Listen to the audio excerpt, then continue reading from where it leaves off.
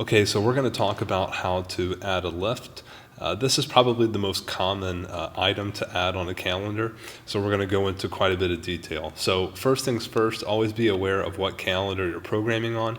In this case, I'm going to choose baseball, and I'm going to head over to the 30th where there's no exercises built, and then I'll go ahead and add an exercise. So the first thing is adding a lift. And the way to do this is to first go ahead and type in the name of the lift you want to add. So we'll say back squat. And as we type it in, you can see that my database populates here. Now, if you're adding a lift and you haven't yet added it to the exercise database, don't worry, you don't have to go back and create it. You can just create it on the spot. So if, for instance, you want to add in a Jefferson squat, then you could just type it in and then hit add. And then what we'll do is we'll create like a little dialog for you to add this into the database as you're programming it into the calendar. But for now, let's just keep it simple. We're going to put in back squat. And then keep in mind that if you want to filter down the lifts to choose from, you can filter by tag. So if we want to do something that's chest or lower body or horizontal press, then we can filter if you have those tags working for you.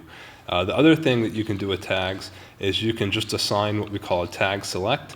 And when you say go ahead and assign tag select chest, that means that the athlete will be able to choose the lift from within this tag. So if you have 3 exercises that are chest, they'll choose the one that they want to do.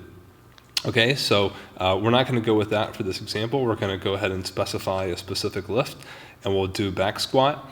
And then we can go ahead and choose our sets and choose our reps. And then for reps, we could type in a number like the number 6, 3 by 6, or we could type in the letter C for custom. And that's going to allow me to specify the reps on a set-by-set basis. So if I do 8, 6, 4, I can do that. And also, you can type in the letter A for as many as possible, and that's going to call for as many reps as possible, obviously. Now, when you're going through the sets, reps, and custom reps, also keep in mind that you can use your keyboard and just hit the tab button to tab through all of these, which may be a little bit faster than using the mouse or the clicker all the time.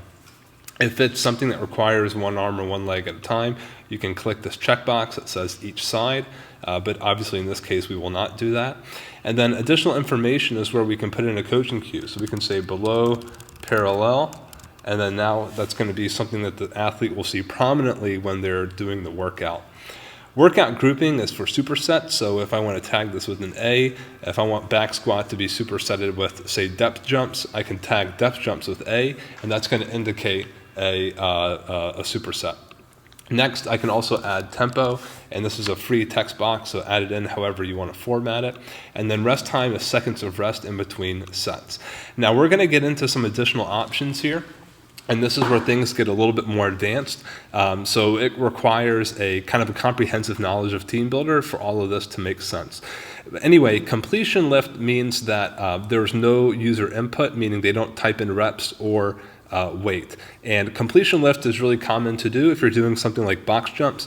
Either they do the box jump or they don't. There's no data to communicate to the coach. Body weight lift is where you're doing something for body weight, so no weight included, only reps.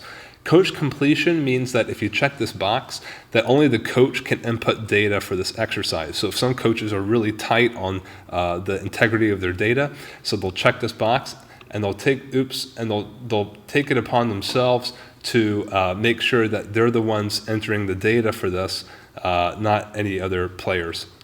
Disable max tracking turns our formula off. So back squat, if it's tracking for 1 rep max, will always be generating a new 1RM as the athlete's working out. If you want to disable that, you can disable it here and the formula will be turned off. Now, by default, the formula only bumps the 1RM upwards. So if I have a bad day on back squat, we will not make the athlete's max lower. We will only go up. However, if you want the max to go down in addition to up, you can check this box. So for example, if a team has not worked out for a while and it's their first day back, you can go ahead and check this on, and their maxes probably won't be as high as when they were peaking. So this is a way to bring their max back down so they could train off of a more realistic max. Next is bar speed, peak power. If you check these 2 boxes, what will happen is that it will create additional input boxes to enter in bar speed and peak power. So for instance, if you're using a Tendo unit, This is going to allow you to input that data directly into Team Builder. And then track rep count and track volume load. We'll make sure to add this exercise into the rep count and volume load report, which back squat, you probably would do that. So that's how you add a lift. That's everything there is to it. And if you have any questions, of course, you can reach out to us directly.